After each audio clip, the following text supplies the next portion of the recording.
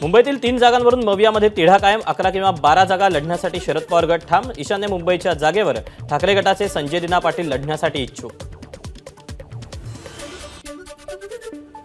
येत्या 2 ते 4 दिवसात महाविकास आघाडीचा जागा वाटपाचा तिढा सुटेल. काँग्रेस प्रदेश अध्यक्ष नाना पटोले यांचं स्पष्टीकरण.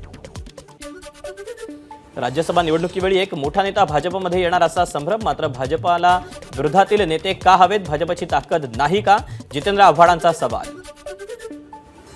शिक्षकांना निवडणुकीच्या कामासाठी 5 दिवसांपेक्षा अधिक काळ जुंपू नये, मनसेची मागणी.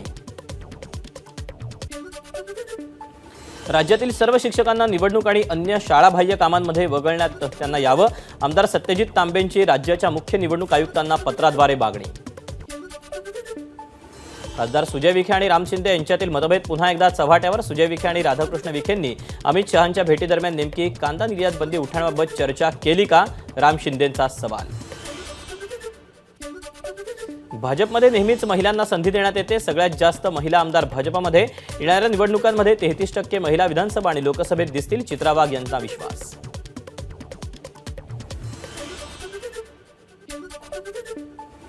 एबीपी न्यूजच्या आयडियाज ऑफ इंडिया कार्यक्रमाला सुरुवात. उद्योगपती, राजकारणी आणि सेलिब्रिटींसोबत चर्चा.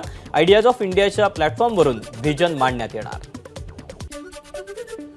पुढच्या काही दिवसात लोकसभेसाठी भाजप 100 उमेदवारांची पहिली यादी जाहीर करणार असल्याची माहिती.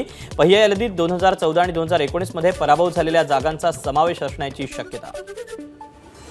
वाराणसीमध्ये पंतप्रधान नरेंद्र मोदींच्या हस्ते संत रविदास यांच्या पुतळ्याचं अनावरण. पंतप्रधान मोदींनी संत रविदास यांच्या जन्मस्थळी दिली भेट. एबीपी माझा, उघडा डोळे बघा नीट.